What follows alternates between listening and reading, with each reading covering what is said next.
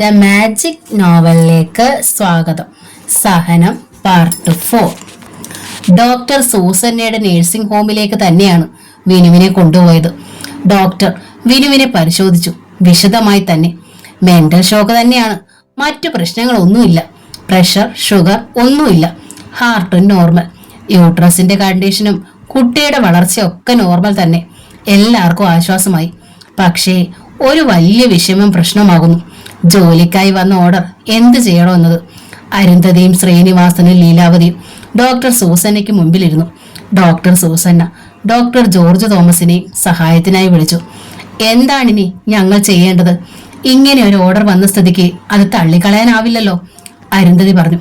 വിനു, ഇനി ഒരു ജോലിക്ക് പോയി കുറെ ശമ്പളം വാങ്ങിക്കൂട്ടണമെന്ന് എനിക്ക് ഒരു താല്പര്യം ഉണ്ടായിട്ടല്ല. അരുന്ധതിയുടെ സ്വരം ഇടറിയിരുന്നു.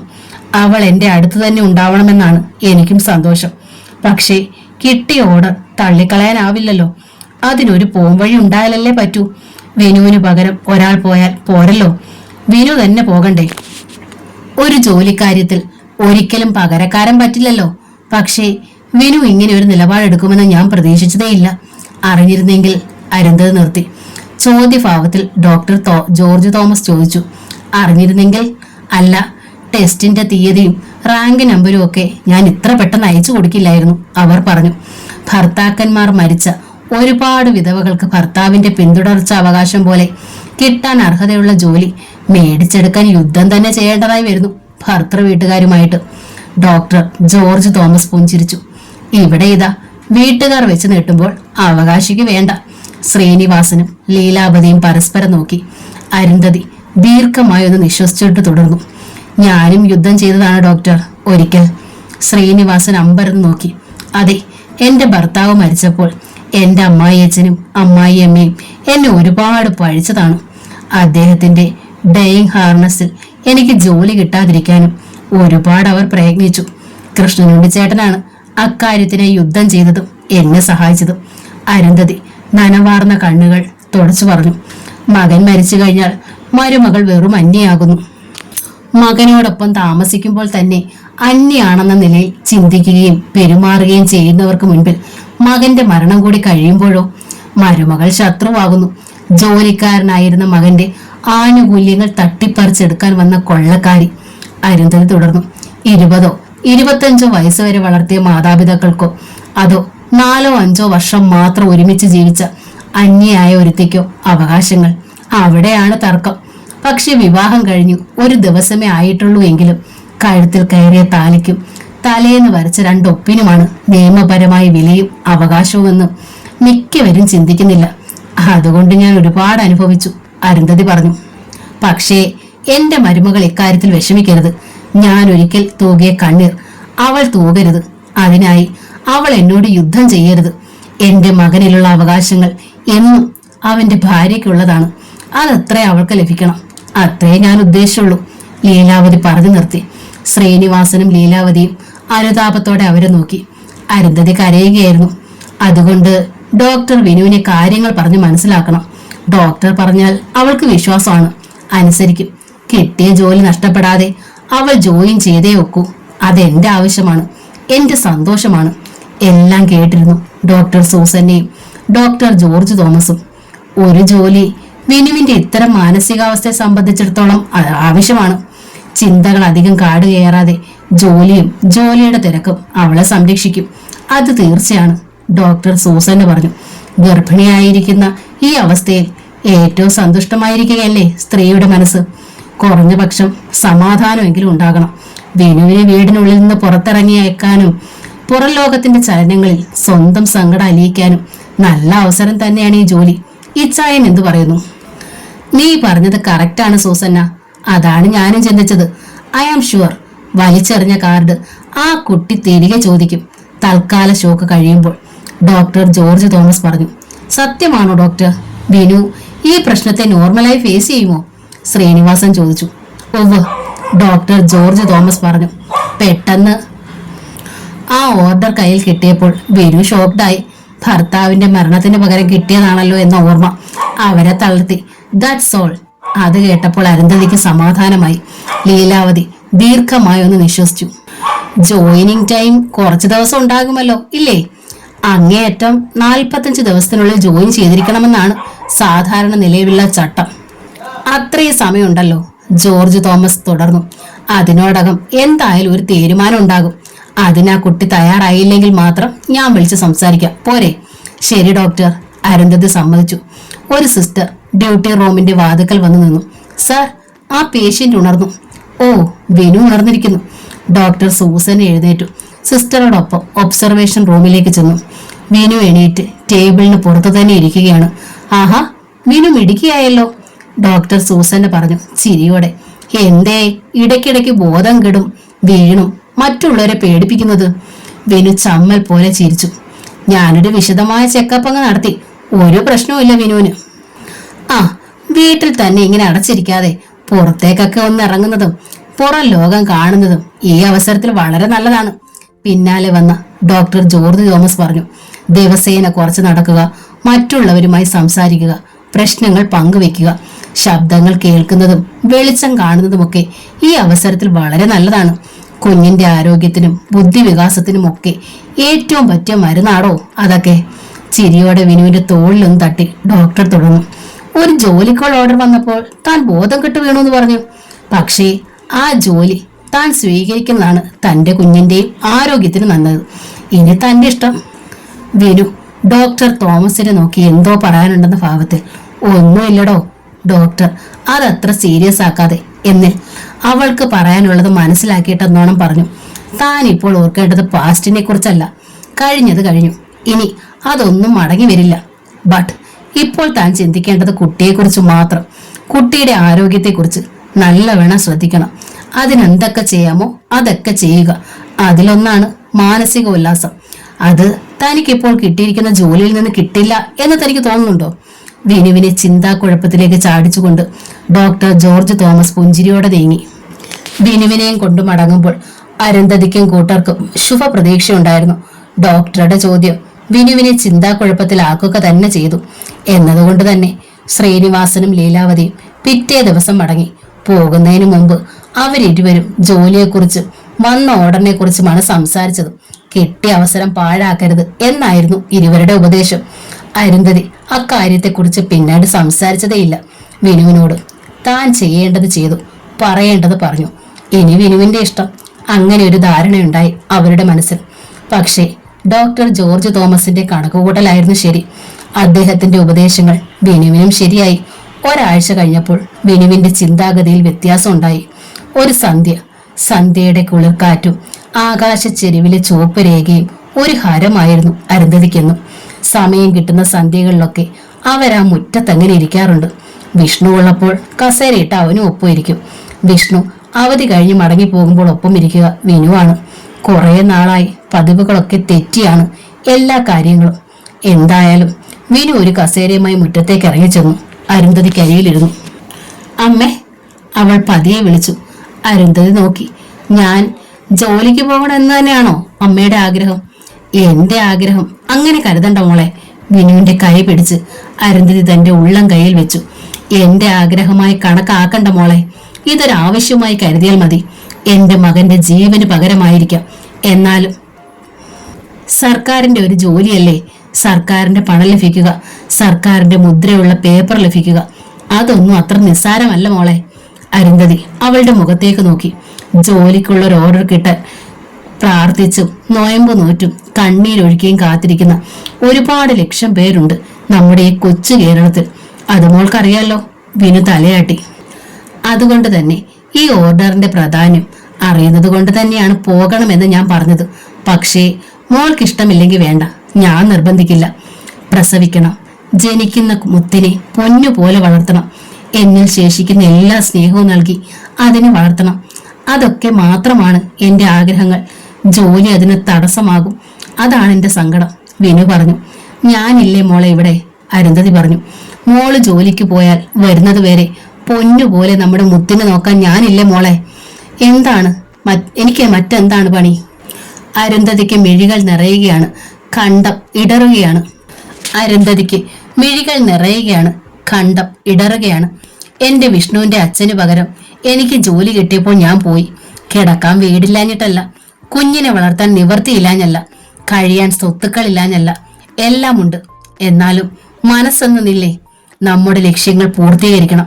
മനസ്സിന് ചിന്തിക്കാനും സങ്കടപ്പെടാനും അവസരമൊരുക്കാതെ തിരക്കുണ്ടാക്കണം. അങ്ങനെ ഒരു തിരക്ക് സ്വയം രൂപീകരിച്ചെടുക്കാൻ എനിക്ക് കഴിഞ്ഞത് ആ ജോലി സ്വീകരിച്ചത് കൊണ്ടാണ്. ജോലിക്ക് പോകാനുള്ള തിരക്കും പോക്കും, ജോലി ചെയ്യുന്നതും തിരിച്ചു വരവും ഒക്കെ തന്നെ നമ്മുടെ മനസ്സിനെ നിയന്ത്രിച്ചു കൊണ്ടിരിക്കും. അത് നമുക്കൊരാവശ്യമാണ്, അനുഗ്രഹവുമാണ്. ഞാൻ പോകാമേ, വിനു പറഞ്ഞു. എനിക്ക് സമ്മതമാണ്. അരുന്ധതി അവിശ്വസനീയതയോടെ നോക്കി. അമ്മ പറഞ്ഞത് ശരിയാകാം. മനസ്സിന്റെ പിരിമുറുക്കം കുറഞ്ഞു കിട്ടും, സങ്കടവും കുറഞ്ഞു കിട്ടുമായിരിക്കും. എന്തു തന്നെയായാലും ഞാൻ പോകാം, അതുപോലെ. മതി മോളെ, മതി. അരുന്ധതിയുടെ മിഴികൾ കവിഞ്ഞു തൂകിപ്പോയി. അമ്മയ്ക്ക് തൃപ്തിയായി, അരുന്ധതി പറഞ്ഞു. വിനു ജോലിക്കുള്ള ഓർഡർ സ്വീകരിച്ചെന്നും ജോയിൻ ചെയ്യാൻ പോകുന്നെന്നും അരുന്ധതി ചിറ്റയെടുത്ത് വിളിച്ചു പറഞ്ഞു. അവർക്ക് സന്തോഷമായി. അരുന്ധതി കൊട്ടാരപ്പറമ്പിലും അറിയിച്ചു. തന്റെ സഹോദരൻ കൃഷ്ണൻ ഉണ്ണിയെ അറിയിച്ചു. വിനുവിന്റെ തീരുമാനം ഉചിതമായി എന്ന് അവർ എല്ലാവരും തന്നെ വിനുവിനെ വിളിച്ചു പറഞ്ഞ് അഭിനന്ദിച്ചു. അനന്തുവിന് വീണ്ടും വന്നു ഒരു നല്ല ആലോചന. നിസ്സാര കാരണം പറഞ്ഞ് അനന്തു അതും ഉഴപ്പിക്കളഞ്ഞു. അതോടെ പ്രഭാകരന് മനസ്സിലായി ഇതിലെന്തോ പ്രശ്നമുണ്ടെന്ന്. ഇവന്റെ ഈ എതിർപ്പ് തമാശയല്ല, കാര്യമായിട്ടുള്ളതാണ്. ഏതോ പെണ്ണിന് അവൻ വാക്കു കൊടുത്തിരിക്കുന്നു. കൂടെ ജോലി ചെയ്തതാകാം, അന്യജാതിക്കാരിയാകാം. എന്തായാലും അതൊന്നും അറിയണമല്ലോ. പ്രഭാകരൻ അനന്തുവിനെ വിളിച്ചു. വന്ന 2 ആലോചനകളിൽ ഏതെങ്കിലും ഒന്ന് ഞാൻ ഉറപ്പിക്കാൻ പോവുകയാണ് അനന്തു. അച്ഛാ, അത് വേണ്ടാന്ന് ഞാൻ പറഞ്ഞില്ലേ? വേണ്ടാന്ന് നീ പറഞ്ഞു. പറഞ്ഞ കാരണങ്ങൾ മതിയാകുന്നതല്ല, വെറും ബാലിശങ്ങൾ, കെട്ടിച്ചമച്ചത്. അതെന്തിന്? മുടക്കാൻ തന്നെ. ഇത് മുടക്കുന്നത് എന്തിന്? അത് പറയൂ. അനന്ത് നിന്ന് പരിങ്ങി. പറയടാ. അനന്തു മൗനം. നിന്റെ മനസ്സിൽ ഏതെങ്കിലും ആലോചന ഉണ്ടോടാ? അനന്തു അച്ഛനെ നോക്കി. പറയടാ, ഏത് പെണ്ണാണെന്ന് ഞാനിവിടെ അറിയട്ടെ. ഏത് തരക്കാരിയാ, ഏത് മതവാ, ഏത് ജാതിയാന്നൊക്കെ ഞാനിവിടെ അറിയട്ടെ. പ്രഭാകരൻ ഗൗരവത്തിലായി. അത് അനന്തു അറച്ചു. പറയടാ, നിനക്ക് ഇഷ്ടപ്പെട്ട പെണ്ണേതാ? ഇനി അത് തുറന്നു പറയാതെ നിന്നെ ഞാൻ വിടില്ല. നിന്റെ മനസ്സിൽ ആരെങ്കിലും ഉണ്ടെങ്കിൽ അച്ഛനോട് പറയടാ. രാജേശ്വരിയും പ്രോത്സാഹിപ്പിച്ചു. അനന്തു ഇരുവരെ മാറി മാറി നോക്കി. പറയടാ. വിനുവേട്ടത്തി, അനന്തു വീർപ്പുമുട്ടലോടെ പറഞ്ഞു. പ്രഭാകരനും രാജേശ്വരിയും വായി പിളർന്നപടി നിന്നുപോയി. എടാ, എന്താടാ നീ പറഞ്ഞത്? രാജേശ്വരി നെഞ്ചത്ത് കൈ വെച്ചു പോയി. സുബോധത്തോടെ തന്നെയാണോ നീ പറഞ്ഞത്? പ്രഭാകരൻ ചോദിച്ചു. ഏതായാലും നനഞ്ഞു. ഈ കുളിച്ചു കയറിയത് തന്നെ. പറയാനുണ്ടായിരുന്ന ആ അറപ്പ് പറഞ്ഞതോടെ തീർന്നു. അനന്തുവിന് തെല്ല് ധൈര്യം തോന്നി. അതെ, അവൻ പറഞ്ഞു. മേശപ്പുറത്ത് നിന്ന് അവനൊരു പുസ്തകം എടുത്ത് വെറുതെ മറിച്ചു നോക്കിക്കൊണ്ടിരുന്നു. അച്ഛന്റെ മുഖത്തേക്ക് നോക്കാൻ മടിച്ചിട്ട് തന്നെ. വിഷ്ണു മരിച്ചിട്ട് 4 മാസം കഴിഞ്ഞതേ ഉള്ളൂ, അമർഷത്തോടെ രാജേശ്വരി പറഞ്ഞു. അതിനോടകത്ത് അവൾ നിന്നെ ഇത്ര പെട്ടെന്ന് പാട്ടിലാക്കിയോ? അമ്മേ, അനന്ത് നടുങ്ങി. എന്താണ് അമ്മ പറഞ്ഞത്? വിനുവേട്ടത്തിൽ തന്നെ വശീകരിച്ചെന്നോ? അവളെ ഞാൻ ഇത്രയ്ക്ക് കരുതിയില്ല. അതും ഇത്ര പെട്ടെന്ന്. ജോലി കിട്ടിയപ്പോൾ ബോധം കെട്ടതൊക്കെ അഭിനയമായിരുന്നല്ലേ? ചിതാഭസ്മം ഒഴുക്കാൻ അവൾക്കായിരുന്നല്ലോ ധൃതി. പ്രഭാകരൻ പറഞ്ഞു. അതോടെ ഒഴുക്കിയിട്ട് അടുത്ത ചുവട് വെക്കാമെന്ന് കരുതിയിട്ടായിരിക്കും തിടുക്കത്തിൽ അക്കാര്യം കഴിച്ചത്. ഓ, എന്നിട്ട് കരച്ചിലും കണ്ണീരും പട്ടിണി സമരവും ഒക്കെ. ജാട. ആ പാവം ചേച്ചി, അവരുടെ അടുത്ത് എല്ലാം നടക്കും. രാജേശ്വരി പറഞ്ഞു. അമ്മ എന്താണ് ഈ പറയുന്നത്? അസഹ്യതയോടെ അനന്ത് ചോദിച്ചു. ഒന്നും അറിയാതെ ഇങ്ങനൊന്നും പറയരുതമ്മേ. ഒന്നും അറിയാതോ? പിന്നെ നീ ഇപ്പോൾ പറഞ്ഞതോ? ചുമ്മാതാ. രാജേശ്വരി ചോദിച്ചു. ഞാൻ പറഞ്ഞെന്ന് കരുതി അവരെ പഴിക്കരുത്. അയ്യോടാ, ഇവൻ പറയുന്നത് കേട്ടോ? രാജേശ്വരി പ്രഭാകരനെ തോണ്ടി. അവളെ ഞാൻ എന്റെ സ്വന്തം മകളെ പോലെ കണ്ടു. രാജേശ്വരി തെല്ല അമർഷത്തോടെ പറഞ്ഞു. എനിക്കും പെൺമക്കളില്ലല്ലോ, അതുകൊണ്ട് സ്നേഹിച്ചു പോയി. പക്ഷേ ഓർക്കാപ്പുറത്ത് അവൾ എന്റെ കാല് വാരുമെന്ന് ഞാൻ കരുതിയില്ല. രാജേശ്വരിക്ക് വല്ലാത്ത ദണ്ഡം തോന്നി. നീ നോക്കിയിട്ട് അവളെ ഈ ഭൂമി മലയാളത്തിലെ പെണ്ണായിട്ട് കണ്ടോളോടാ. അനന്ത് മൗനം. 2-3 വർഷം ഒരുത്തന്റെ ഒപ്പം ജീവിച്ച പെണ്ണ്, അതും ഗർഭിണി. എന്താ നീ പറയുന്നത്? ഭ്രാന്തോ? പ്രഭാകരൻ അത്യന്തം ഗൗരവത്തിലായി. വിഷ്ണുവിനോടുള്ള സ്നേഹവും ഒലിപ്പീരും എന്തായിരുന്നു നമ്മൾ കണ്ടത്? അതൊക്കെ മറക്കാൻ ഇത്ര പെട്ടെന്ന് എങ്ങനെ അവൾക്ക് കഴിഞ്ഞെന്നാ എന്റെ ചോദ്യം. അതൊക്കെ വെറും കള്ളക്കണ്ണീര്. രാജേശ്വരി അമർഷത്തോടെ തുടർന്നു. അരുന്ധതി ചേച്ചി ഒന്ന് കാണട്ടെ. പുന്നാര മരുമകളുടെ ഉള്ളിലിരിപ്പ് ചേച്ചി ഒന്ന് അറിയട്ടെ. അയ്യോ അമ്മേ, അനന്ത് പരവശനായി. വല്യമ്മ ഇതൊന്നും അറിയല്ലേ? ഓഹോ, അപ്പോൾ ചേട്ടത്തി അറിയാതുള്ള കളിയാണല്ലേ? എന്ന് തുടങ്ങി നീ ഇത്? പറയടാ. പ്രഭാകരൻ കയർത്തു. വിഷ്ണു ജീവിച്ചിരിക്കുമ്പോ തന്നെ തുടങ്ങിയതാണോ? അനന്ത് ഞെട്ടിപ്പിടഞ്ഞു. രാജേശ്വരിയും ഒന്ന് ഞെട്ടി. അവർ മകനെ തുറച്ചു നോക്കി. സത്യം പറയടാ, ഇതെന്ന് തുടങ്ങി? രാജേശ്വരി തുടർന്നു. നീ എന്ന് ശാന്തിയിൽ പോകുമായിരുന്നു. അരുന്ധതി ചേച്ചിയും വിനു നിനക്ക് എന്നും ഞങ്ങളെക്കാൾ പ്രിയപ്പെട്ടവരുമാണ്. വിഷ്ണു എന്നും അകലെ. വർഷത്തിൽ 2 മാസം മാത്രമേ സ്ഥലത്തുണ്ടാകൂ. അപ്പോൾ നേരത്തെ തുടങ്ങിയതാണ് ഈ ബന്ധം, അല്ലേടാ? അതാണ്. ഏമ്മേ, ദൈവത്തെ ഓർത്ത് ഞാൻ പറയുന്നതൊന്ന് കേൾക്കമ്മേ. അനന്തു അസഹ്യതയും വേദനയും കലർന്ന ഭാവത്തിൽ നിന്നു. ഇപ്പോൾ അമ്മ ഈ പറഞ്ഞത് മഹാപാപമാണ്. എന്നെ വിട്. ആ പാവം സ്ത്രീ. ഓഹോ, പാവം സ്ത്രീ ഒന്നും അറിഞ്ഞതല്ല. രാജേശ്വരിക്ക് അമർഷം കൊണ്ടു. നീ അവളുടെ സൈഡ് പറയാനും തുടങ്ങി, അല്ലേടാ? സൈഡ് പറഞ്ഞതല്ലമ്മേ, അനന്ത് പറഞ്ഞു. ആ സ്ത്രീ ഇക്കാര്യത്തിൽ നിരപരാധിയാണ്. സത്യം, അവർ ഒന്നും അറിഞ്ഞതല്ല. ഞാൻ ഇങ്ങനെ പറഞ്ഞെന്ന് പോലും അവർക്കറിയില്ല. ഇങ്ങനെ പറയാനാണോടാ അവൾ നിന്നെ പറഞ്ഞ് ഏൽപ്പിച്ചു വിട്ടത്? പ്രഭാകരന്റെ ശബ്ദം ഉയർന്നു. അനന്തു ആകെ വിഷമത്തിലായി. താൻ പറഞ്ഞത് അനവസരത്തിലായിരിക്കുന്നു. തന്റെ ചിന്താഗതി പോലും തെറ്റായിരിക്കുന്നു. മനസ്സിലുള്ളതാ എന്ന് നിർബന്ധിച്ച് ചോദിച്ചിട്ടല്ലേ താൻ പറഞ്ഞത്? പറഞ്ഞില്ലെങ്കിൽ ഏതെങ്കിലും ഒരു പെൺവീട്ടുകാരുമായി അച്ഛൻ വാക്കുറപ്പിച്ച് കളയുമോ എന്ന് ഭയന്നു. അതാണ് സത്യം പറഞ്ഞത്. അത് പക്ഷെ തനിക്കല്ല വിനയായിരിക്കുന്നത്, വിനുവിനാണ്. അച്ഛാ, അത് അനന്ത് വിശദീകരിക്കാൻ ശ്രമിച്ചു. മതി, ഇനി നീയൊന്നും പറയണ്ട, പ്രഭാകരൻ കൽപ്പിച്ചു. എല്ലാം മനസ്സിലായി, എല്ലാം. പക്ഷെ ഒരു കാര്യമുണ്ട്, നിന്റെ ഉള്ളിലിരിപ്പ് നടക്കില്ല. ഞാൻ ജീവനോടിരിക്കുമ്പോൾ നടക്കില്ല. അച്ഛാ, അനന്ത് പറയാൻ ശ്രമിച്ചു. മിണ്ടണ്ടെന്ന് പറഞ്ഞില്ലേ? മേലിൽ നീ ആ വീട്ടിൽ കാല് കുത്തി പോകരുത്. എന്നെ ധിക്കരിച്ചു പോയാൽ പ്രായമായതൊന്നും ഞാൻ കണക്കാക്കുകയില്ല. മുട്ടുതല്ലി ഒടിക്കും ഞാൻ. പ്രഭാകരൻ തുള്ളി ഉറഞ്ഞു. അനന്ത് മറുപടി പറഞ്ഞില്ല. അവന്റെ മനസ്സിൽ വിനുവിന്റെ നനഞ്ഞ മിഴികളും വേദന ഊർന്ന മുഖവുമായിരുന്നു. വലിയമ്മയോട് ഒരുപാട് സ്നേഹം ഒലിപ്പിച്ചു നടന്നത് ഇതിനായിരുന്നു, അല്ലേടാ? ഇത്രയും നാളും അവൻ തേടി നടന്നിട്ട് മറ്റൊരു പെണ്ണും അവന്റെ കണ്ണിന് പിടിച്ചില്ല. 2-3 വർഷം കൺമുന്നിൽ ഒരുത്തന്റെ കൂടെ പുറത്തവളെ മാത്രം മതി അവന്. രാജേശ്വരിയും തിമട്ടി അവന്റെ നേരെ. അനന്തുവിന് പറയാൻ അവസരം കൊടുക്കാതെ അവൻ തന്റെ മുറിയിൽ കയറി വാതിലടച്ചു കളഞ്ഞു. രാജേശ്വരി ഭർത്താവിനെ ഒന്ന് നോക്കി. അവർ പറഞ്ഞു, ഇനിയിപ്പോ ഒന്നും ചിന്തിക്കാനില്ല. ഇവന്റെ സമ്മതവും നോക്കണ്ട. വന്ന പ്രപ്പോസലുകളിൽ ഏതെങ്കിലും ഒന്നങ്ങ് ഉറപ്പിച്ചോ. അതാ നല്ലത്. അല്ലേല് വയറ്റിൽ കൊച്ചിനെയും കൊണ്ട് നടക്കുന്നവള് ഒരു ദിവസം ഇങ്ങോട്ട് കയറി വരും. ഒരു എടുത്തുചാട്ടം വേണോ രാജേശ്വരി? പ്രഭാകരൻ ചോദിച്ചു. പെട്ടെന്ന് നമ്മൾ നിശ്ചയിച്ചാൽ അവൻ അനുസരിക്കാതെ വന്നാലോ? ഒരനുസരണക്കേടുമില്ല. ഇന്ന് വരെ അവൻ നമ്മളെ അനുസരിക്കാതെ ഇരുന്നിട്ടില്ലല്ലോ. ഇന്ന് വരെയുള്ള കാര്യം പോലെയല്ല വിവാഹം. ഇക്കാര്യത്തിൽ അവന്റെ അനുസരണയല്ല നമ്മൾക്ക് ആവശ്യം, ഇഷ്ടമാണ്. ഇഷ്ടം നോക്കിയാൽ വന്നു കയറുക ഗർഭിണിയായിരിക്കും, അറിയൂ? പ്രഭാകരൻ മിണ്ടിയില്ല. എന്താണ് സംഭവിച്ചത് തന്റെ മകന്? ഏറ്റവും പക്വതയേറിയ സംസാരവും പ്രവൃത്തിയും മാത്രമേ അനന്തുവിൽ നിന്ന് ഇന്നോളം ഉണ്ടായിട്ടുള്ളൂ. രാജു ആണെങ്കിൽ എടുത്തുചാട്ടക്കാരനാണ്. സംസാരത്തിലെ നിയന്ത്രണമില്ല. ഇത് പക്ഷേ എങ്ങനെ ഇങ്ങനെ വന്നു? അനന്തു ആയതുകൊണ്ട് എന്തെങ്കിലും തീരുമാനം എടുക്കുന്നത് നല്ലവണ്ണം ആലോചിച്ചാവും. അതുകൊണ്ട് തന്നെ അവനെതിരെ തീരുമാനം എടുക്കുമ്പോഴും നല്ലവണ്ണം ആലോചിക്കേണ്ടിയിരിക്കുന്നു. അതാണ് പ്രഭാകരന്റെ ഭയവും. നമുക്ക് ചേട്ടത്തെ വിളിച്ചൊന്ന് സംസാരിച്ചാലോ ഇക്കാര്യം? പ്രഭാകരൻ ചോദിച്ചു. അരുന്ധതി ചേച്ചി ഇത് കേട്ടാൽ തീർച്ചയായും വിഷമിക്കും.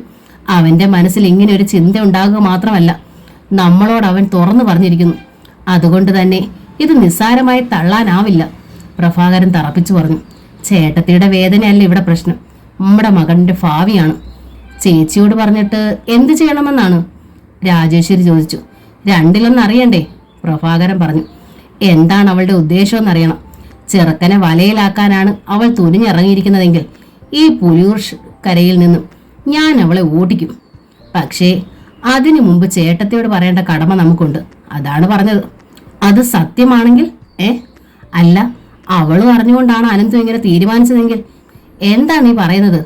ഒന്നോർക്കണം, അവൾ ഇപ്പോൾ ഗർഭിണിയാണ്. അതെ, ഗർഭിണിയായിരിക്കെ അതറിഞ്ഞുകൊണ്ട് തന്നെ നമ്മുടെ മകൻ അവളെ കെട്ടണമെന്ന് പറയുന്നത് എന്തുകൊണ്ടായിരിക്കും? രാജേശ്വരി, പ്രഭാകരന്റെ ശബ്ദം അടഞ്ഞുപോയി. നീ എന്താണ് ഈ പറയുന്നത്? എന്റെ മനസ്സിൽ അങ്ങനെ ഒരു സംശയം തോന്നുന്നു. രാജേശ്വരി കിതച്ചു പോയി. എന്റെ ഭഗവതി, പ്രഭാകരൻ നെഞ്ചത്ത് കൈവച്ചു. എന്താണ് ഈ കേൾക്കുന്നത്? അങ്ങനെ വല്ലതുമാണെങ്കിൽ നമ്മൾ തടഞ്ഞിട്ടും എന്താ കാര്യം? രാജേശ്വരി വീണ്ടും ചോദിച്ചു. പിറ്റേ ദിവസം രാവിലെ പറമ്പിൽ തേങ്ങ വെട്ടാൻ ആള് വന്നു. പ്രഭാകരന് അങ്ങോട്ടൊന്നും നോക്കാൻ പോലും കഴിഞ്ഞില്ല. അനന്ത് സ്കൂളിലേക്ക് പോയി കഴിഞ്ഞപ്പോൾ പ്രഭാകരൻ ശാന്തിയിലേക്ക് വിളിച്ചു. അരുന്ധതി അത്യാവശ്യമായിട്ട് ഇവിടെ വരെ ഒന്ന് വരാൻ ആവശ്യപ്പെട്ടു. അരുന്ധതി വരുമ്പോൾ പ്രഭാകരൻ പറമ്പിലുണ്ട്. തേങ്ങ ഇടുന്നതിലോ പെറുക്കി കൂട്ടുന്നതിലോ അല്ല ശ്രദ്ധ. ആകെ വെപ്രാളപ്പെട്ടതുപോലെ അങ്ങും ഇങ്ങും നടക്കുകയാണ്. രാജേശ്വരി ഒപ്പമുണ്ട്. പ്രഭാകരൻ വിഷയം അവതരിപ്പിച്ചപ്പോൾ തന്നെ അരുന്ധതി അന്താളിച്ചു. അവരുടെ ദേഹം വിയർക്കാൻ തുടങ്ങി. അനന്തുവിന്റെ മനസ്സിൽ ഇതായിരുന്നു അന്ന് പെണ്ണ് കാണാൻ പോയ വഴിക്ക് വെച്ച് തന്നോടവൻ പറഞ്ഞതെന്ത്? വിനുവേട്ടത്തെ പോലൊരു പെണ്ണ്, ഇങ്ങനെ ഒരു അപകടം ഭാവിയിൽ ഉണ്ടാകുമെന്ന് തെല്ലും കരുതിയില്ല. എന്നിട്ടും അനന്ത് വിനുമായി പെട്ടെന്ന് ഇടപഴകാനുള്ള അവസരമായിരുന്നു. തിരുനാവായിലേക്കുള്ള യാത്രയിൽ നിന്ന് തന്ത്രപരമായി താൻ അവനെ ഒഴിവാക്കിയെടുത്തു. വിനുവേട്ടത്തെ പോലൊരു പെണ്ണ് എന്നേ അനന്ത് പറഞ്ഞുള്ളൂ. പക്ഷേ അത് വിനു തന്നെയാണെന്ന് അവൻ പറഞ്ഞില്ല. വിധവയും ഗർഭിണിയുമായ പെണ്ണ്. എന്താണ് അവനിങ്ങനെ തോന്നാൻ? അരുന്ധതി അന്താളിച്ചു. വിഷ്ണുവിനെ പോലെ തന്നെയാണ് അനന്തവും. ആര് കണ്ടാലും ഒറ്റ നോട്ടത്തിൽ തന്നെ ഇഷ്ടപ്പെടുന്ന പോകുന്നത്ര മുഖശ്രീയുണ്ട്. നല്ല പേഴ്സണാലിറ്റി, എന്തുകൊണ്ടും നല്ല സ്വഭാവം. ആർക്കും ഒരിക്കലും ഒരു നീരസം ഉണ്ടാകാൻ ഇടയായിട്ടില്ല. പഠിക്കാനും മിടുക്കനായിരുന്നു. ലിറ്ററേച്ചറിനോടായിരുന്നു താല്പര്യം. നന്നായി പഠിച്ചു. അല്പം വൈകിയെങ്കിലും നല്ലൊരു ജോലിയുണ്ട്. ഒരു നല്ല ബന്ധുത ആര് വെച്ച് നീട്ടും അനന്തുവിന്? പിന്നെ എന്താണ് ഇവനിങ്ങനെ തോന്നാൻ? 3 വർഷം ഒരുവന്റെ ഭാര്യയായിരുന്നവൾ, മാംഗല്യ ചരടറ്റ് വിധവയായവൾ, പോരാത്തതിന് ഗർഭവും. അനന്തുവിന് ഭ്രാന്തോ? ഭ്രാന്തല്ലാണ്ട് പിന്നെന്താ ഇത്? രാജേശ്വരി ചോദിച്ചു. ഗർഭിണിയെ കല്യാണം കഴിക്കണം പോലും. കൊച്ചായിരുന്നെങ്കിലേ ചന്തിക്ക് നോക്കി നല്ല പെടയങ്ങ് വിടച്ചേനെ. പ്രഭാകരൻ പറഞ്ഞു. എനിക്കറിയേണ്ടത് അരുന്ധതി ചേച്ചിക്ക് ഇക്കാര്യത്തിൽ മനസ്സറിവുണ്ടോ എന്നാണ്. രാജേശ്വരി, അരുന്ധതി വിളിച്ചു. അല്ല, ചേച്ചി കൂട്ടുനിന്നു എന്നല്ല ഞാൻ പറഞ്ഞത്. ചേച്ചി അറിഞ്ഞിട്ടുണ്ടോ എന്നാണ്. രാജേശ്വരി തിരുത്തി. എനിക്കറിയാമെങ്കിൽ ഞാൻ നിങ്ങളിൽ നിന്ന് മറച്ചു വെക്കുമെന്ന് തോന്നുന്നുണ്ടോ രാജേശ്വരി നിനക്ക്? രാജേശ്വരി പ്രഭാകരനെ നോക്കി. കഴിഞ്ഞ തവണ ഞാനും അനന്തവും കൂടി പെണ്ണ് കാണാൻ പോയപ്പോൾ എനിക്കൊരു സംശയം തോന്നി. പക്ഷേ ഇത് ഇത്രമേലായിട്ടുണ്ടെന്ന് ഞാൻ സ്വപ്നത്തിൽ പോലും കരുതിയിരുന്നില്ല. അരുന്ധതി പറഞ്ഞു. എന്താണ്? പെൺകുട്ടിയെ ഇഷ്ടപ്പെടാതെ വന്നപ്പോൾ ഞാൻ അവനെ കുറ്റപ്പെടുത്തി. ആ കുട്ടിക്ക് എന്താണ് കുഴപ്പമെന്ന് ഞാൻ ചോദിച്ചു. അപ്പോഴവൻ പറഞ്ഞു, വിനുവേട്ടത്തിയെ പോലൊരു പെണ്ണാണ് എൻ്റെ മനസ്സിലെന്ന്. പോലെ എന്നേ പറഞ്ഞുള്ളൂ. പക്ഷേ അവൾ തന്നെയാണ് മനസ്സിലെന്നവൻ പറഞ്ഞില്ല. ഞാനത് പ്രതീക്ഷിച്ചതുമില്ല. ഇപ്പോൾ അരുന്ധതി ചേച്ചിക്ക് എന്ത് തോന്നുന്നു?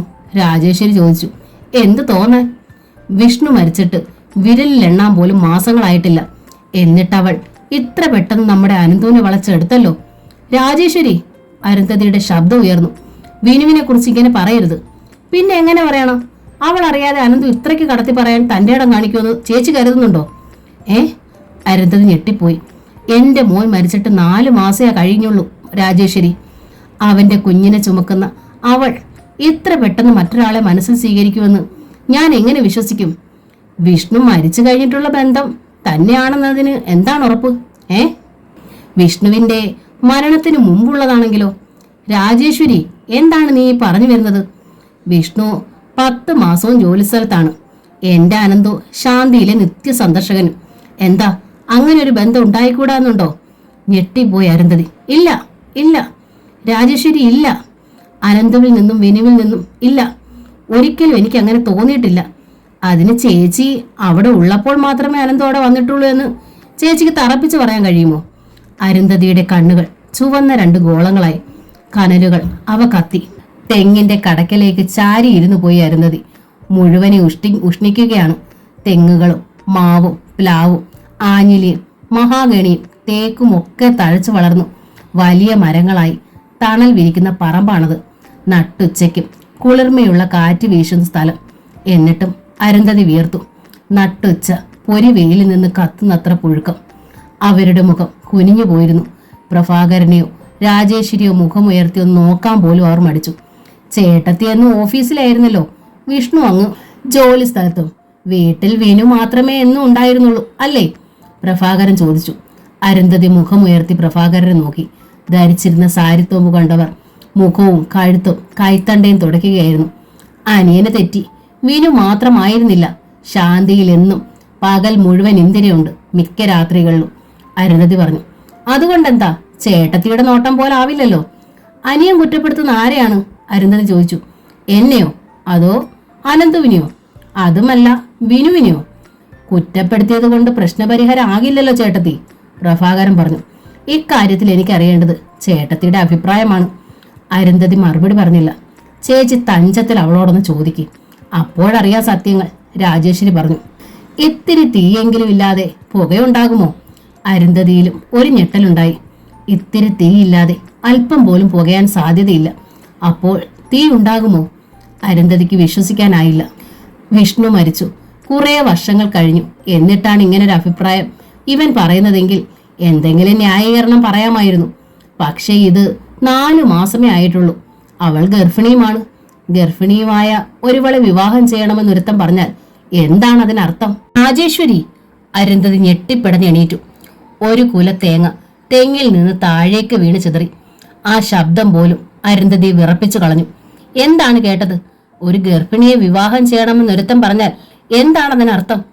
അർത്ഥം അരുന്ധതിയുടെ മനസ്സ് അലകടലായി ഇരുമ്പി ആർത്തു. അതിനർത്ഥം ആ ഗർഭത്തിന് ഉത്തരവാദി ആ ഒരുവനാണെന്നല്ലേ? അരുന്ധതിക്ക് തോന്നി തന്റെ പാദത്തിനടിയിൽ തീക്കുണ്ടമുണ്ടെന്ന്. തലയ്ക്ക് മുകളിലേക്കും തീ എരിയുന്നെന്ന്. എന്താ ചേച്ചി മിണ്ടാത്തത്? രാജേശ്വരി ചോദിച്ചു. എനിക്കറിയില്ല രാജേശ്വരി, എനിക്കറിയില്ല. അരുന്ധതി 2 കൈകളും തലയിൽ വെച്ചുപോയി. അപ്പോൾ പോംവഴി? പ്രഭാകരൻ ചോദിച്ചു. ആദ്യം ചേട്ടത്തെ അറിയിക്കാന്ന് കരുതി. ചേട്ടത്തിയുടെ അഭിപ്രായം അറിഞ്ഞിട്ട് മറ്റുള്ളവരെ അറിയിച്ചാൽ മതിയല്ലോ എന്നാണ് കരുതിയത്. അരുന്ധതി പകച്ചുപോയി. മറ്റുള്ളവരെ അറിയിക്കാനോ? എന്തറിയിക്കാൻ? ഇക്കാര്യം അല്ലാതെന്ത്? പ്രഭാകരൻ പറഞ്ഞു. ഇക്കാര്യം എന്തറിയിക്കാനാണ്? അരുന്ധതിക്ക് മനസ്സിലായില്ല. ഒരാലോചനയും അനന്തൂര് പിടിക്കുന്നില്ലെന്ന് ചേട്ടത്തിക്ക് അറിയാലോ. ഈ ഇടയായി വന്നതൊക്കെ ഒരു കുറവും പറയാനില്ലാത്ത പ്രപ്പോസലുകളാണ്. എന്നിട്ടും എന്തെങ്കിലും കുറ്റം പറഞ്ഞ് ഒഴിഞ്ഞു മാറുകയാണവൻ. വയസ്സ് 30 തീരെ കുട്ടിയല്ലല്ലോ അവൻ. ഇവന്റേത് കഴിഞ്ഞിട്ട് വേണ്ടേ രാജുവിനൂടി നോക്കാൻ. വന്നതിൽ ഏതെങ്കിലും ഒന്നങ്ങ് തീരുമാനിക്കാന്നാ ഇവിടെ പറയുന്നത്, രാജേശ്വരി പറഞ്ഞു. അങ്ങനെ തീരുമാനിച്ചാൽ അനന്ത് സമ്മതിക്കുമോ? അവനോട് ഇഷ്ടപ്പെടാതെ. അതാണ് ഞാൻ പറഞ്ഞത്. പ്രഭാകരൻ ഇടയിൽ കയറി. 4 ആളെ അറിയിക്കാമെന്ന്. അവന്റെ മനസ്സിൽ പിടിച്ച പിണ്ണാ വീണു. അവളുടെ വയറ്റിൽ ഇവന്റെ കൊച്ചാണെങ്കിൽ നിർത്ത്! അരുന്ധതി ശബ്ദമേർത്തി. അനിയൻ, ഇനി ആ വാക്ക് പറയരുത്. ചേട്ടത്തി, അവളുടെ വയറ്റിൽ എന്റെ വിഷ്ണുവിന്റെ കുട്ടിയാണ്. എന്റെ മോന്റെ ജീവനാണത്. അരുന്ധതി വിതുമ്പിപ്പോയി. അവരുടെ മിഴികൾ നിറഞ്ഞു വന്നു. എനിക്ക് ജീവിക്കാൻ ദൈവം തന്ന നിധിയാണ് അവൾ ചുമക്കുന്ന കുഞ്ഞ്. ചേട്ടത്തി! പ്രഭാകരന്റെ ശബ്ദം താഴ്ന്നു. വീനു ഗർഭിണിയാണെന്നറിഞ്ഞപ്പോൾ ആരേക്കാളും കൂടുതൽ സന്തോഷിച്ചത് ഞാനാണ്. മകൻ നഷ്ടപ്പെട്ട ചേട്ടത്തിക്ക് ജീവിക്കാൻ ഇനിയും ഒരു ലക്ഷ്യമുണ്ടല്ലോ എന്ന്. അരുന്ധതി തറഞ്ഞു നിന്നു. ഇന്നലെ അനന്തു ഇത് പറയുന്നത് വരെ എന്റെ വിശ്വാസം അതായിരുന്നു. വിശ്വാസം അവർ കിതച്ചു. അതെ, വിശ്വാസം. പക്ഷേ ഇപ്പോൾ എനിക്ക് വിശ്വാസമല്ല, സംശയമാണുള്ളത്. അരുന്ധതി പ്രഭാകരനെ മിഴിച്ചു നോക്കിയപടി നിന്നു. വിവാഹം കഴിച്ച് 3 വർഷം വിഷ്ണു വിനുവിനോടൊപ്പം കഴിഞ്ഞു. വിനു ഗർഭിണിയായില്ല. വിഷ്ണുവിന്റെ മരണശേഷം വിനു ഗർഭിണിയായിരിക്കുന്നു. പ്രഭാകര! അരുന്ധതിയുടെ സ്വരം അമർന്നു. ചേട്ടത്തി, നമ്മൾ ഒരുപാട് പറഞ്ഞിട്ടോ ബഹളം വെച്ചിട്ടോ കാര്യമില്ല. പകരം വേണ്ടത് ശരിയായ പ്രവർത്തനമാണ്. പ്രഭാകരൻ തുടർന്നു. അനന്തുവിനോട് ഞാൻ ചോദിച്ചു. അവൻ ഒഴിഞ്ഞു മാറുന്നു. അതുപോരാ, എനിക്ക് സത്യം അറിയണം. അനന്തുവിന്റെ ഭാഗത്ത് തെറ്റുണ്ടെങ്കിൽ അത് തിരുത്തിയേ മതിയാകും. എന്നുവെച്ചാൽ എന്താ പറഞ്ഞു വരുന്നത്? രാജേശ്വരി ഇടഞ്ഞു.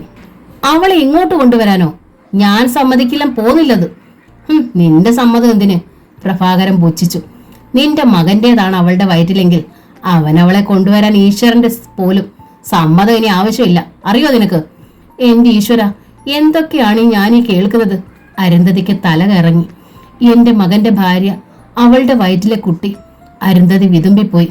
എന്റെ ഈശ്വര, ഇത്രയ്ക്കൊക്കെ ഞാൻ എന്തു പാപം ചെയ്തു? എന്തിനാണിങ്ങനെ എന്നെ മാത്രം ഇട്ടേക്കുന്നത്? മടുത്തു, വല്ലാതെ മടുത്തു. അങ്ങോട്ടേക്ക് വിളിച്ചാൽ മാത്രം മതി. ചേട്ടത്തി വിഷമിക്കാൻ വേണ്ടി പറഞ്ഞതല്ല ഇതൊന്നും, പ്രഭാകരൻ പറഞ്ഞു. കണ്ണീർ സാരിത്തുമ്പ് കൊണ്ട് തുടച്ച അരുന്ധതി നീങ്ങി. ഞാൻ പോണു. തേങ്ങ ഇടുന്നവർക്ക് നിർദ്ദേശം നൽകിയിട്ട് പ്രഭാകരനും അവരെ പിന്തുടർന്നു. രാജേശ്വരി ഒപ്പമുണ്ട്. അല്ല ചേട്ടത്തി, ഞാൻ ഈ വിഷയം ചേട്ടത്തിയോടല്ലാതെ മറ്റാരോടാ പറയുക? ചേട്ടത്തിയേക്കാൾ ധർമ്മസങ്കടത്തിലാണ് ഞാനിപ്പോൾ. പ്രഭാകരൻ തുടർന്നു. എന്റെ മകന്റെ വിവാഹത്തെക്കുറിച്ച് എനിക്ക് ഒരുപാട് സ്വപ്നങ്ങൾ ഉണ്ടാവില്ലേ ചേട്ടത്തി? എന്നാലും എല്ലാം മാറ്റിമറിക്കാൻ ഞാൻ തയ്യാറാണ്. ഇത്തരം ഒരു അപകടം പിടിച്ച കേസിൽ അകപ്പെട്ടാൽ പിന്നെ മറ്റെന്താണ് വഴി? അതാണ് ഞാൻ പറഞ്ഞത്, സത്യം അറിയണമെന്ന്. അരുന്ധതി നിന്നു. പ്രഭാകരനെ നോക്കി. അനിയന് സത്യമല്ലേ അറിയേണ്ടത്? അതെ, എങ്കിൽ ഞാൻ സത്യം അറിഞ്ഞു വരാം. എന്താണ് മേൽ പരിപാടി എന്നുള്ള തീരുമാനവും പ്രവർത്തനവും അതിനുശേഷം മതി. എന്താ?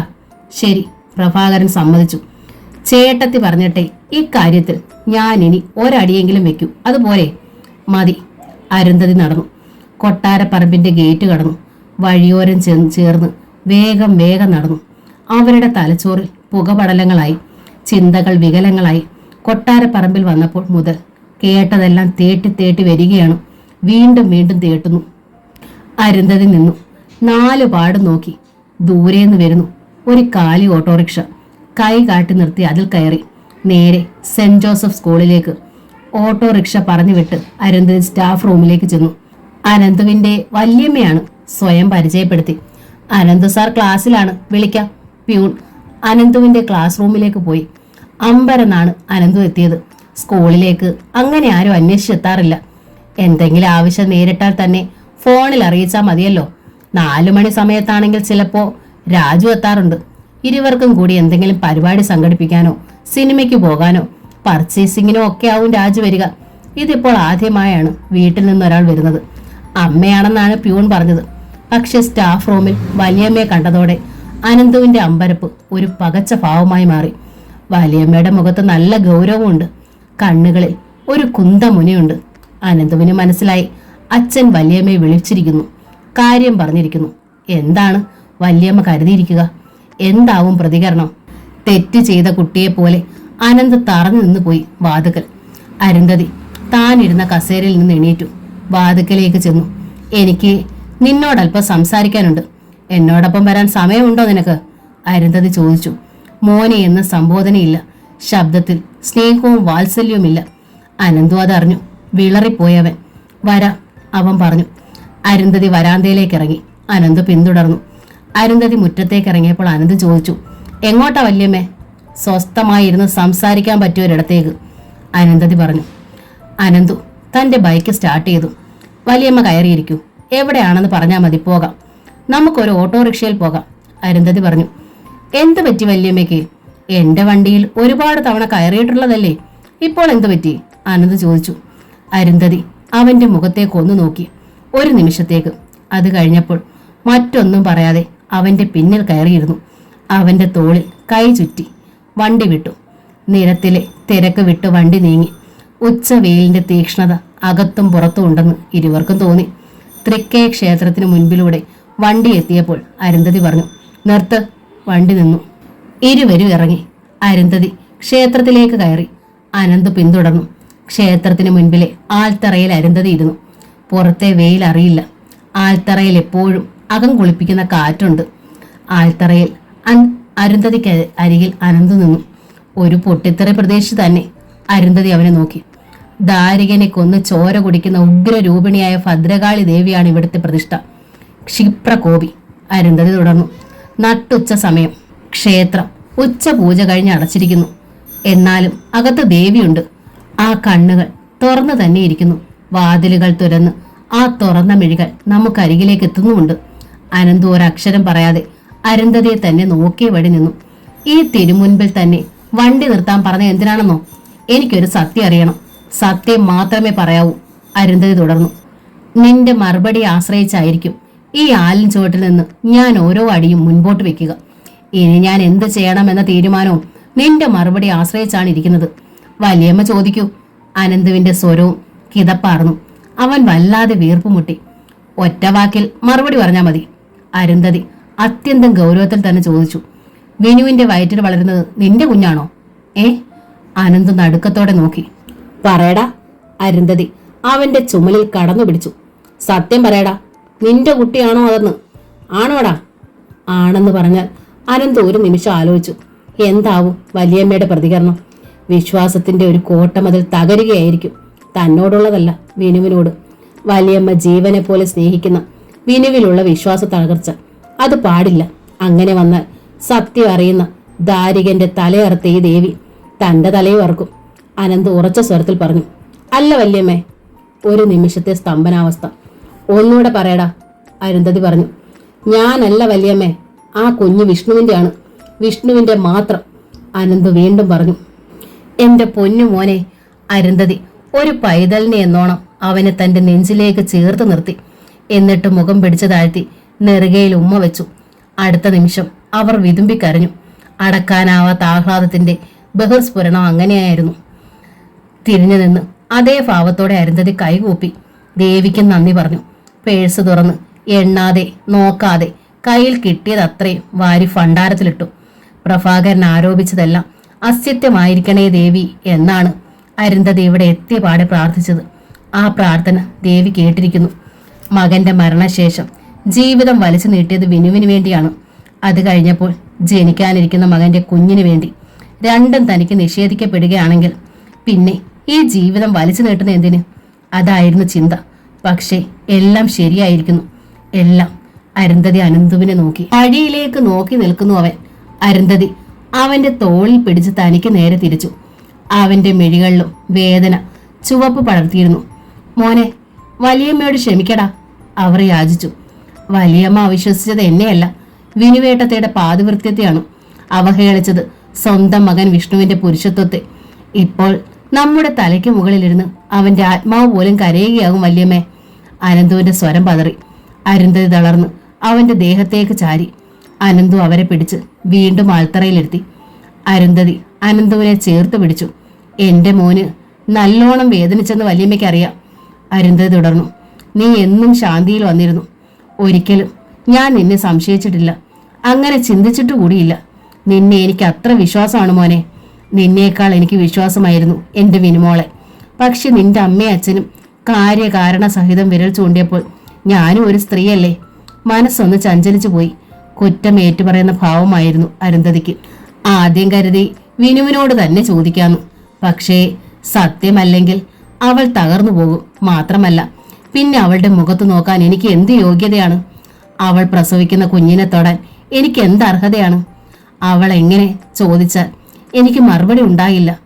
മോനെ, അവൾ സങ്കടപ്പെടുന്നതിനേക്കാൾ എനിക്കിഷ്ടം നീ സങ്കടപ്പെടുന്നതായിരുന്നു കുഞ്ഞെ. അതാണ് ഞാൻ നിന്നോട് വലിയമ്മ കയറ്, നമുക്ക് പോകാം. അനന്തു അങ്ങനെയാണ് പറഞ്ഞത്. ഒരു ചോദ്യം കൂടി അരുന്ധതി പറഞ്ഞു. നീ പറഞ്ഞ സത്യം തന്നെയാണെങ്കിൽ പിന്നെന്തിന് നീ പറഞ്ഞു വിനുവിനെ ഇഷ്ടപ്പെടുന്നെന്ന്? ഇഷ്ടപ്പെടുന്നു ഇപ്പോഴും, അത് സത്യം. അനന്തുവിന്റെ സ്വരം ദൃഢമായിരുന്നു. ഇഷ്ടപ്പെട്ട നിമിഷത്തിൽ അവർ ഗർഭിണിയാണോ എന്ന് ഞാൻ ചിന്തിച്ചില്ല. ഇപ്പോഴും ഞാനത് കാര്യമാക്കുന്നുമില്ല. അവർ വിധവയാണ്. എന്റെ ജ്യേഷ്ഠന്റെ ഭാര്യയായിരുന്നു. എല്ലാം ശരി. എന്നാലും എന്റെ ഇഷ്ടവും സ്നേഹവും ഇപ്പോഴും അതേ നിലയിൽ നിൽക്കുന്നുണ്ട്. അതിന് മാറ്റമൊന്നുമില്ല. അരുന്ധതി അവനെ തന്നെ നോക്കി നിന്നു നിമിഷങ്ങളോളം. വലിയമ്മയ്ക്ക് എന്നെ ശിക്ഷിക്കണോ? ശിക്ഷിക്കാം. അരുന്ധതി മറുപടി പറയാതെ ബൈക്കിന്മേൽ കയറിയിരുന്നു. അനന്ത് വണ്ടി വിട്ടു പുലിയൂർക്കോവിലേക്ക്. ശാന്തിയുടെ ഗേറ്റിങ്കിലെത്തിയപ്പോൾ അരുന്ധതി പറഞ്ഞു, ഇവിടെ നിർത്ത്. അനന്ത് ബ്രേക്ക് ഇട്ടു. അരുന്ധതി ഇറങ്ങി. അനന്ത് പൊയ്ക്കോളൂ. നെഞ്ചിടർച്ചയോടെ അവൻ അരുന്ധതിയെ നോക്കി. വീട്ടിൽ കയറാതെ പോകാൻ അനന്തുവിന്റെ ചിന്താഗതിയും വേദനയും മനസ്സിലാക്കിയിട്ട് അരുന്ധതി പറഞ്ഞു, ഇനി നീ എന്നെ കാണാൻ ശാന്തിയിലേക്ക് വരണ്ട. അനന്തു അടിപതറിപ്പോയി. വല്യമ്മേ, ഞാൻ. അനന്തു വിക്കി. അനന്ത് പൊയ്ക്കോളൂ. അല്പം കൂടി കർക്കശമായി അവരുടെ സ്വരം. അനന്ത് പെട്ടെന്ന് കണ്ടു. കൂരിരുട്ടിനെ കീറി വകഞ്ഞ ഒരമ്പിളി കീറ് മാനത്ത് പ്രത്യക്ഷപ്പെട്ടു. ചുറ്റും നിലാവ്. ബൈക്കിന്റെ ശബ്ദം കേട്ട അകത്തു നിന്ന് വാതിൽ തുറന്ന് പോർച്ചിലേക്ക് ഇറങ്ങി വരികയായിരുന്നു വിനു. ഗർഭം അവളുടെ അഴകിന്റെ മാറ്റ് ഇരട്ടിപ്പിച്ചിരിക്കുകയാണല്ലോ. അനന്ത് വിടർന്ന മിഴികളോടെ നോക്കിപ്പോയി. അനന്ത് പൊയ്ക്കോളൂ, അരുന്ധതി വീണ്ടും പറഞ്ഞു. മിഴികൾ പിൻവലിച്ച് അനന്ത് ബൈക്ക് സ്റ്റാർട്ട് ചെയ്തു. അരുന്ധതി പോർച്ചിനരികിലേക്ക് ചെന്നു. എന്താ അമ്മേ അനന്ത് ഇങ്ങോട്ട് കയറാതെ പോയത്? വിനു ചോദിച്ചു. അവൻ പോകട്ടെ, അത്യാവശ്യമുണ്ടത്രേ, അരുന്ധതി അലക്ഷ്യമായി പറഞ്ഞു. വിനു ചെറിയ മതിൽക്കെട്ടിനപ്പുറത്തേക്ക് ഒന്ന് കണ്ണുകൾ പായിച്ചു. അനന്ത് പോയ വഴിയെ അരുന്ധതിക്ക് കരളിൽ ഉറുമ്പരിക്കുന്നതായി തോന്നി. പിറ്റേന്ന് പുലർച്ചെ രാവിലെ തന്നെ വിനു കുളിച്ചു. എല്ലാ വെള്ളിയാഴ്ചയും ചൊവ്വാഴ്ചയും അമ്പലത്തിലേക്ക് അരുന്ധതിയും വിനുവും കൂടി പോകാറുള്ളതാണ്. ഇന്ന് അരുന്ധതി എണീറ്റില്ല. ഒരു പനിക്കോള്. മോൾ ഇന്ന് തനിയെ പോയിട്ട് വാ, അമ്മയ്ക്ക് വയ്യ. അരുന്ധതി കിടന്ന കിടപ്പിൽ തന്നെ പറഞ്ഞു. വിനു അരുന്ധതിയുടെ നെറ്റിയിന്മേൽ കൈപ്പത്തി വെച്ചു. ലേശം പനിയുണ്ട്, അമ്മ കിടന്നോളൂ, ഞാൻ വന്നിട്ട് ഹോസ്പിറ്റലിൽ പോകാം, അവൾ പറഞ്ഞു. ആ. വിനു ക്ഷേത്രത്തിലേക്ക് പോയി. നടക്കുമ്പോൾ അവൾ അറിഞ്ഞു, സാരിക്കുള്ളിൽ വയറിന്റെ തുടുപ്പ്, നേരിയ പ്രൊജക്ഷൻ. ആൾക്കാരുടെ ശ്രദ്ധ തന്റെ വയറിന്മേൽ എത്തുന്നുണ്ട്. അമ്പലത്തിൽ നിന്ന് തൊഴുതിറങ്ങുമ്പോൾ രാജേശ്വരി തൊഴാനെതിരെ വരുന്നു. അവർ വിനുവിനെ കണ്ടതായി ഭാവിച്ചില്ല. വിനു വിളിച്ചിട്ട് നിന്നതുമില്ല. അരുന്ധതി പനിയാണെന്ന് നടിച്ചു കിടന്നതായിരുന്നു. വിനു പോയപ്പോ പിന്നാലെ അവർ എഴുന്നേറ്റു. ഫോണിനടുത്തേക്ക് നീങ്ങി. കൊട്ടാരപ്പറമ്പിലേക്ക് വിളിച്ചു പ്രഭാകരനെ. പ്രഭാകര, വിനുവിന്റെ വയറ്റിൽ എന്റെ പേരക്കുട്ടി തന്നെയാണ്. ആര് പറഞ്ഞു? വിനു പറഞ്ഞോ? അല്ല, അനന്ത് പറഞ്ഞു. അവൻ കള്ളം പറഞ്ഞതാണോ? ഇക്കാര്യത്തിൽ അവൻ എന്തിനു കള്ളം പറയണം? സത്യം പറയാനുള്ള ചങ്കൂറ്റം അവനുണ്ടെന്ന് ഞാൻ വിശ്വസിക്കുന്നു, അരുന്ധതി പറഞ്ഞു. പ്രഭാകരൻ, അവന് വേഗം മറ്റൊരു വിവാഹം ഉറപ്പിച്ചോളൂ. അതാണ് ഏറ്റവും നല്ലത്. ശരി, അതാണ് എന്റെയും തീരുമാനം, അയാൾ പറഞ്ഞു. വിനു ക്ഷേത്രത്തിൽ നിന്ന് വന്നതേ വാടിയ മുഖവും പരാതിയായിട്ടാണ്. രാജേശ്വരി മിണ്ടിയില്ലാത്രേ കണ്ടിട്ട്. അരുന്ധതിക്ക് കാര്യം മനസ്സിലായി. എങ്കിലും അവർ പറഞ്ഞു, നിന്നെ അവൾ കണ്ടിട്ടുണ്ടാവില്ല മോളെ. കണ്ടമ്മേ, ഞാൻ വിളിക്കുകയും ചെയ്തു, വിനു പറഞ്ഞു. പക്ഷേ എന്തെന്നറിയില്ല, പിണക്കം പോലെ. എന്തിനു പിണക്കം? അരുന്ധതി ഉരുളാൻ നോക്കി. ഞാൻ ചോദിക്കാം ഇപ്പൊ തന്നെ. അരുന്ധതി ഫോണിനടുത്തേക്ക് നീങ്ങി. അയ്യോ, അതൊന്നും വേണ്ട, ഇനി കാണുമ്പോ ചോദിക്കാം, അത് മതിയമ്മേ, വിനു വിലക്കി. അതായിരുന്നു അരുന്ധതിയുടെ ലക്ഷ്യവും. അവർ പിൻവാങ്ങി. വൈകുന്നേരം രാജു നേരത്തെ വന്നു. കാപ്പി കഴിക്കുമ്പോൾ അവൻ അനന്തുവിന്റെ വിവാഹാലോചനയെക്കുറിച്ച് രാജേശ്വരിയോട് ചോദിച്ചു എന്തായെന്ന്. രാജേശ്വരി അമർഷത്തോടെ ഇളയ മകന് നേരെ പൊട്ടിത്തെറിച്ചു. കല്യാണം? എന്നോട് മിണ്ടി പോകരുത്. എന്താ നിന്റെ പ്ലാൻ? നീയും കണ്ടുവച്ചിട്ടുണ്ടോ കെട്ടിയോ മരിച്ച വല്ല പെണ്ണിനെ? എന്താമേ ഇത്? രാജു അന്തം വിട്ടു. അല്ല, ഉണ്ടെങ്കിൽ പറയേ, രണ്ടുപേരുടേതും കൂടി ഒരുമിച്ചങ്ങ് നടത്തിയേക്കാം. കാര്യം പറയാമേ, നിന്റെ ചേട്ടന് വരുന്ന ഒരാലോചനയും പിടിക്കുന്നില്ല. ഒരു പെണ്ണിനെ ഇഷ്ടപ്പെടുന്നുമില്ല. എന്താ കാര്യം? എന്താ? അവൻ അവളെ മതിയെന്ന്. ആരെ? 4-5 മാസം വയറ്റിലുള്ളവളെ. രാജു അന്തം വിട്ടുപോയി. ചേട്ടൻ അങ്ങനെ ഒരു പണി ഒപ്പിച്ചോ? ഇല്ല, ഞാൻ വിശ്വസിക്കില്ല, രാജു അന്താളിപ്പിനിടയിലും പറഞ്ഞു. ഇതാരോ കള്ളം പറഞ്ഞതാണ്. അവൻ അത്തരക്കാരനല്ല. കള്ളമൊന്നുമല്ല, അവൻ തന്നെ പറഞ്ഞതാണ്. ചേട്ടനോ? അതേന്ന്. രാജുവിന് അമ്പരപ്പ് വിട്ടുമാറുന്നില്ല. ആകട്ടെ, ആരാണ് ആ പെണ്ണ്? എവിടെയുള്ളതാണ്? അവൻ ചോദിച്ചു. ഈ പറഞ്ഞതൊന്നും നിനക്ക് മനസ്സിലായില്ലേടാ? 4-5 മാസം വയറ്റിലുള്ള പെണ്ണ് ഏതാന്ന് ഇനിയും പറഞ്ഞു തരണോ? ശാന്തിയിലല്ലേ നിൽക്കുന്നത് ഒരുത്തി. എന്താ അമ്മേ അമ്മ പറയുന്നത്? വിനുവേട്ടത്തിയുടെ കാര്യമാണോ? വിനുവേട്ടത്തി. രാജേശ്വരി പല്ല് കടിച്ചു. അവള് നിന്റെ ചേട്ടനെ വശീകരിച്ചു. കണ്ണടച്ച് തുറക്കുന്ന സമയം കൊണ്ട് അവൻ ഇപ്പോൾ അവളെ മതിയെന്ന് കെട്ടിക്കൊണ്ടുവരാൻ. വേറെ ഈ ഭൂമിയില് പെണ്ണുണ്ടോ അവന് പറ്റിയത്? അമ്മ കാര്യമായി പറയാണോ? പിന്നെ തമാശിക്കാൻ കണ്ട വിഷയമാണോടാ ഇത്? രാജേശ്വരി ദേഷ്യപ്പെട്ടു. രാജു ഒരു നിമിഷം മിണ്ടാതിരുന്നു. അടുത്ത നിമിഷം അവൻ പറഞ്ഞു, ചേട്ടനാള് വീരനാണല്ലോ. ഞാൻ ഉദ്ദേശിച്ചതിലും ബുദ്ധിമാൻ തന്നെ. എന്താടാ? രാജേശ്വരി ചുണ്ടിയെടുത്തു. അമ്മേ, അമ്മ എന്താണ് ഈ പറയുന്നത്? വിനുവേട്ടത്തെ ഇനി കെട്ടുന്നവൻ ലക്ഷപ്രഭു ആകില്ലേ അമ്മേ? ലക്ഷപ്രഭു. ലക്ഷപ്രഭുവോ? രാജേശ്വരിക്ക് മനസ്സിലായില്ല. രൂപ എത്ര ലക്ഷമോ ബാങ്കി കിടക്കുന്നതെന്ന് അമ്മയ്ക്കറിയാവോ? വിഷ്ണുവിന്റെ മരണത്തിന് നഷ്ടപരിഹാരമായി കേന്ദ്ര ഗവൺമെന്റും സംസ്ഥാന ഗവൺമെന്റും കൊടുത്തത് എത്ര ലക്ഷമാണ്? വിഷ്ണുവിന്റെ സർവീസ് ആനുകൂല്യങ്ങളും LIC തുകയും എത്ര ലക്ഷമാണെന്ന് അറിയാമോ അമ്മയ്ക്ക്? വല്ല കണക്കുമുണ്ടോ? രാജേശ്വരിക്ക് കണ്ണുകൾ തള്ളി. ഇനിയുമുണ്ട്, തീർന്നില്ല. വലിയമ്മയുടെ റിട്ടയർമെന്റ് കഴിഞ്ഞ് സർവീസിൽ നിന്ന് എത്രയാ കിട്ടിയെന്നറിയാമോ? ഇവിടെ വേറെയുള്ള സ്വത്തുകൾ പോട്ടെ, ഇവിടെ നിന്ന് അളന്ന് അങ്ങോട്ട് കൊടുക്കാനില്ല പകുതി സ്വത്ത്. ഇതിന്റെ എല്ലാ അവകാശി ഇനി ആരാണെന്ന് അമ്മയ്ക്കറിയാവോ? വലിയമ്മയുടെ കാലം കഴിഞ്ഞാൽ ആ വിനുവേട്ടത്തെയും ജനിക്കാനിരിക്കുന്ന കുഞ്ഞുമാണ്. അതൊക്കെ ഇങ്ങോട്ട് പോരും ചേട്ടൻ അവരെ കെട്ടിയാൽ. അതിനുള്ള നമ്പരല്ലേ അവനിട്ടിരിക്കുന്നത്. അപ്പോൾ അമ്മ ദേഷ്യപ്പെടുകയാണോ? രാജേശ്വരി മൂക്കത്ത് വിരൽ വെച്ചു. അവള് നിങ്ങളുടെ ചേട്ടത്തിയമ്മയല്ലേടാ? ഓ, ചേട്ടത്തിയമ്മ. അതൊക്കെ മനസ്സിലുള്ള ഓരോ സങ്കല്പങ്ങളല്ലമ്മേ. മാറ്റി ചിന്തിച്ചാൽ ആ പ്രശ്നം തീർന്നു. അല്ലാതെ പിന്നെ അച്ഛൻ എവിടെ? അച്ഛനോട് ഞാൻ പറയാമേ. രാജു ഉത്സാഹവാനായി. എടാ, അച്ഛൻ ഇളംകുളങ്ങരെ പോയിരിക്കുക. എന്തിന്? അവസാനം വന്ന ആലോചനക്കാരുടെ വീട്ടിൽ അനന്തുവിന്റെ കല്യാണം പെട്ടെന്ന് ഉറപ്പിക്കാൻ. ചേട്ടനറിയാതെയോ? അതെ. എന്ത് ബുദ്ധിമാശമാണമ്മേ ഈ കാണിക്കുന്നത്? ചേട്ടൻ പറഞ്ഞപ്പോഴേ ഈ കല്യാണം നടത്തി കൊടുക്കാനുള്ളതിന്. രാജു അമ്മയെ ശാസിച്ചു. അച്ഛന് ഇത്രയ്ക്ക് ആലോചനയില്ലാതെ പോയല്ലോ. എന്താടാ? അമ്മയ്ക്ക് തോന്നുന്നുണ്ടോ വലിയമ്മ നിന്നതുപോലെ വിനുവേട്ടത്തി ആയുഷ്കാലം മുഴുവൻ വിധവയായി നിൽക്കുമെന്ന്? പിന്നെ അവർ 1-2 വർഷം കഴിയുമ്പോൾ വേറെ വിവാഹത്തിന് സമ്മതിക്കും, തീർച്ച. ഈ കൊട്ടാര പറമ്പിലേക്ക് ഈസിയായി വന്നു കയറുമായിരുന്ന സ്വത്തുക്കളും ലക്ഷങ്ങളും കണ്ട ആമ്പിള്ളാര് കൊണ്ടുപോകും. കൊട്ടാരപ്പറമ്പിൽ ഇപ്പോഴുള്ളതിന്റെ പകുതി കൂടി അന്ന് അവർ മുറിച്ചെടുക്കും. എന്റെ ഭഗവതി, രാജേശ്വരി തളർന്നിരുന്നു പോയി. പ്രഭാകരൻ വന്നപ്പോൾ സന്ധ്യയായി. എന്തായി പോയ കാര്യം? അയാൾ വന്ന പാടെ രാജേശ്വരി ചോദിച്ചു. ശുഭം, പ്രഭാകരൻ പറഞ്ഞു. ഉറപ്പിച്ചിട്ടാ ഞാൻ വരുന്നത്. 2 ലക്ഷം രൂപയും 50 പവനും സ്ത്രീധനം. മറ്റന്നാൾ അവർ ഇങ്ങോട്ട് വരും, വിവാഹ തീയതി നിശ്ചയിക്കാൻ. അയ്യോ, രാജേശ്വരിക്ക് പരവശയായി. ഇനി എന്ത് ചെയ്യും? എന്താടി? രാജു പറഞ്ഞ അത്രയും കാര്യങ്ങൾ രാജേശ്വരി അയാളെ പറഞ്ഞു കേൾപ്പിച്ചു. അയാളുമാകെ പരവശനായി പോയി. പ്രഭാകരൻ ചിന്തിക്കാത്തൊരു ഭാഗമായിരുന്നു അത്. എന്നാൽ ഇളംകുളംകാർക്ക് കൊടുത്ത വാക്ക് ഞാൻ പിൻവലിക്കുന്നു, പ്രഭാകരൻ പ്രഖ്യാപിച്ചു. അനന്തുവിന്റെ വിവാഹം വിനുവുമായിട്ട് തന്നെ. ഞാനത് തീരുമാനിച്ചു കഴിഞ്ഞു. ഇല്ല, എനിക്ക് സമ്മതമല്ല, പുറത്തുനിന്ന് കയറി വന്ന അനന്ത് പ്രഖ്യാപിച്ചു. എന്താടാ നീ ഈ പറയുന്നത്? അച്ഛനും അമ്മയും പറയുന്നതെല്ലാം ഞാൻ കേട്ടു. അതുകൊണ്ട് തന്നെ എനിക്കിഷ്ടമല്ല, അനന്ത് പറഞ്ഞു. മുൻ ഭർത്താവിന്റെ മരണാനുകൂല്യങ്ങളായ ലക്ഷ്യങ്ങൾ മോഹിച്ചല്ല ഞാൻ ആ സ്ത്രീയെ ഇഷ്ടപ്പെട്ടത്. ഒരു സ്ത്രീ എന്ന നിലയിൽ മാത്രമാണ്. എടാ, അവളെ കെട്ടുമ്പോൾ സ്വാഭാവികമായും അതെല്ലാം നിനക്കുള്ളതാകുമല്ലോടാ, പ്രഭാകരൻ പറഞ്ഞു.